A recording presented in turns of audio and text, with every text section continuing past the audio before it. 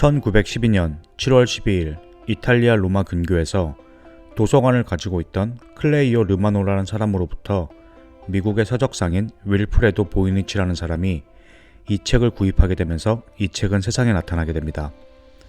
양의 피지로 제작된 책인데 저자는 미상이며 첩당 16쪽으로 총 17첩 270여 페이지로 제작이 되어 있었는데 세 첩을 분실하여 현재는 240여 쪽이 남아있으며 책의 소유자였던 보이니치의 이름을 딴 이 책은 보이니치 필사본 혹은 보이니치 문서로 불리게 됩니다. 이 책은 그동안 주인이 여러 번 바뀐 것으로 보이는데 보이니치의 소유가 되면서 이 책의 미스테리한 점들이 세상에 알려지게 됩니다.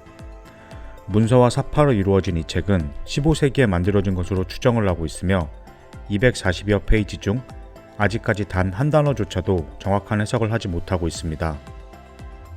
책이 발견된 이후로 어떤 언어를 적은 것인지조차 알 수가 없었는데 책 속의 그림으로 유추해 식물학, 생물학, 천문학 등 광범위한 학문적인 서적일 것이라 추측만 할 뿐 어느 누구도 검증을 할 수가 없었습니다. 비슷한 고대 언어 역시 가늠할 수가 없어서 나중에는 혹시 그냥 단순한 누군가의 낙서가 아닐까 하는 의견도 있었지만 그러기엔 너무나 일관된 언어적인 특징을 가지고 있었습니다.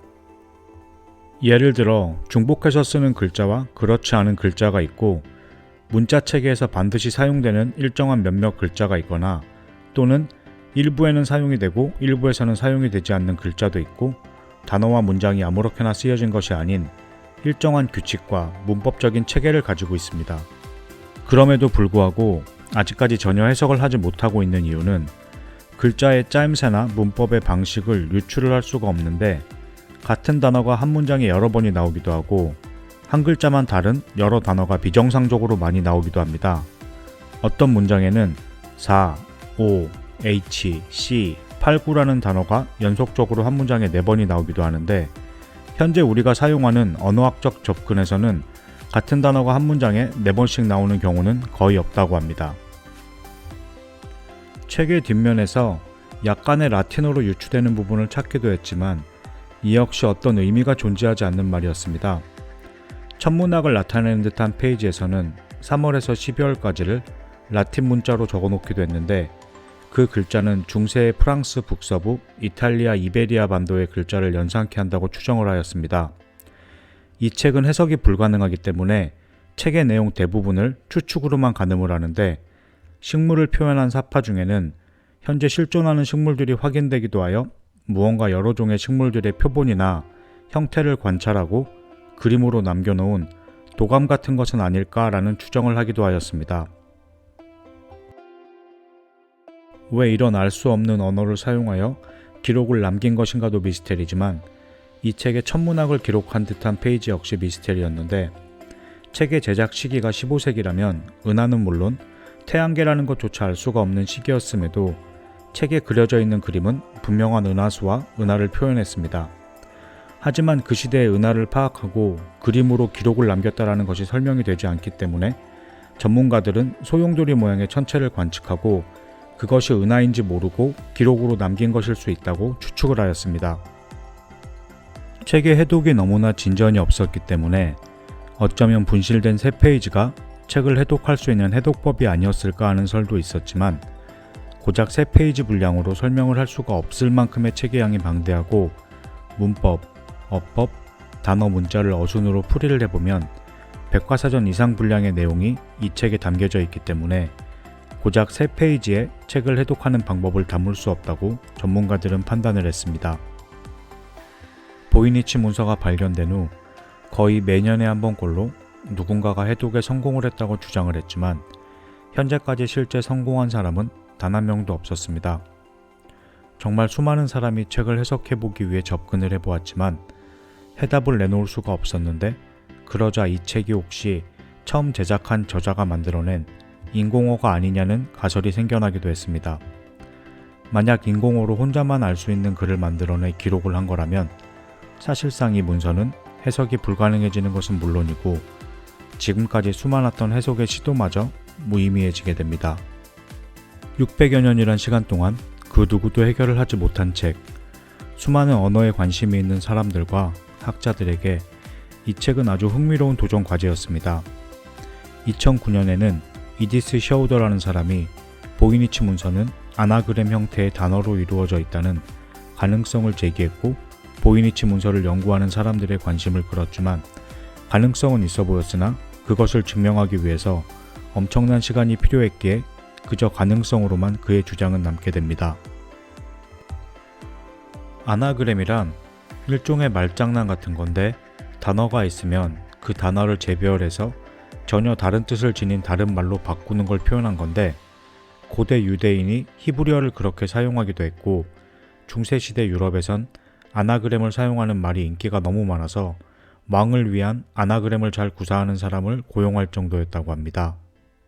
내셔널 지오그래픽 다큐멘터리에서도 보이니치 문서를 다룬 적이 있었는데, 보이니치 문서의 방식이 아나그램이고 예전 밀라노 통치자였던 스포르차 가문에서 쓰였던 아나그램 방식과 흡사하다 주장을 했습니다. 보이니치 문서의 사파들이 실은 베네치아 밀라노 건물을 아모아의 식물처럼 묘사한 것으로 어쩌면 당시 밀라노 베네치아의 비밀 첩보 문서가 아닐까라는 주장을 하기도 했지만, 이 역시 책의 내용을 파악할 수가 없기 때문에 그저 가설로만 남게 됩니다.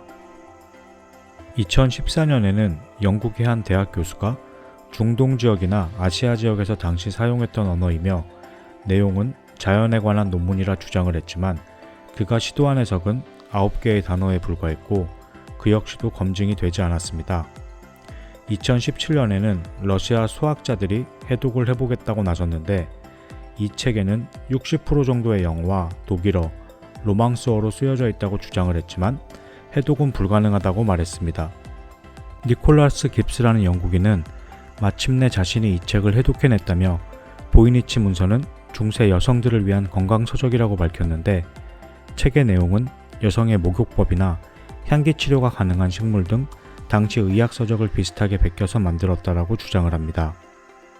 보이니치 문서가 암호처럼 해독을 할 수가 없었던 이유는 사용되는 단어들이 주로 의학용어의 약자 위주이기 때문이라고 했는데, 예를 들어 아로마틱에서는 AR, 아쿠아에서는 AQ만 적는 표기법 때문이라고 말했습니다. 니콜라스 깁스는 자신이 서령 문자에 대한 전문 지식을 가지고 있고 자신이 해독을 한 것이라 주장을 했지만 전문가들의 반응은 부정적이었습니다. 보이니치 문서가 축약어라 하더라도 문법적으로 전혀 말이 이어지지가 않았고 끼워넣기식이라는 해석이었고, 전문가들의 판단 결과 니콜라스 깁스라는 인물이 전문 학자나 보이니치 커뮤니티 아마추어에도 미치지 못하는 실력이었기 때문에 그의 주장을 뒷받침해낼 뭔가를 증명하지 못하면서 그의 주장 역시 여러 가설들 중 하나에 불과하게 됩니다. 그 외에도 로마 제국의 황제가 수집에 취미가 있다는 걸 악용해서 아무 의미 없는 내용에 신기한 그림이나 글자를 그려넣어 황제의 환심을 얻기 위한 거짓 작품이라는 추측도 있었고, 고대 사라진 문명의 언어가 아닐까라는 추측들도 있었지만 탄소연대 측정법으로 책의 제작 시기가 명확했기 때문에 이 역시 확률이 적은 가설에 불과했습니다. 하지만 600여 년의 시간 동안 그 누구도 풀지 못했던 보이니치 문서가 마침내 해독이 될 수 있다는 기대가 되는 뉴스가 있습니다. 캐나다의 그레그 콘드렉 박사가 인공지능 AI를 사용해서 보이니치 문서를 해독해보겠다고 2018년에 도전을 밝혔습니다. AI로 언어를 분석해본 결과 80% 정도의 히브리어와 나머지 20%는 다른 언어로 구성되어 있다는 걸 알게 됐고, 정확한 분석을 위해 히브리어 전문가들과 시간을 투자한다면 600여 년의 보이니치 문서의 미스테리를 완벽하게 밝혀낼 수 있다고 인터뷰를 했습니다. 연구팀은 AI가 해독한 첫 문장도 공개를 하였습니다. 내용은 다음과 같습니다. 그녀는 가문과 나와 사람들의 우두머리인 신부에게 추천을 해주었다 라고 하는 알 수 없는 내용인데, 책은 아직 해독이 되지 않았고 테스트 개념으로 10페이지 정도 해석 중이라고 합니다. 어떤 언어로 책이 이루어졌는지는 알았지만 인공지능이 옛 문헌을 현 시대에 맞게 번역을 해가려면 또 다른 학습이 필요하기 때문에 이 역시 시간이 필요하다고 합니다. 600여 년의 시간 동안 누구도 해석을 해내지 못했던 보이니치 문서가 간직하고 있는 내용이 무엇인지 언젠가 밝혀지게 된다면 다시 한번 다뤄볼 수 있으면 좋겠습니다. 그리고 보이니치 문서는 현재 미국의 예일 대학교에서 보관을 하고 있습니다. 원한다면 누구든지 인터넷을 통해서 열람이 가능하고 파일로도 다운을 받아 살펴보실 수 있습니다.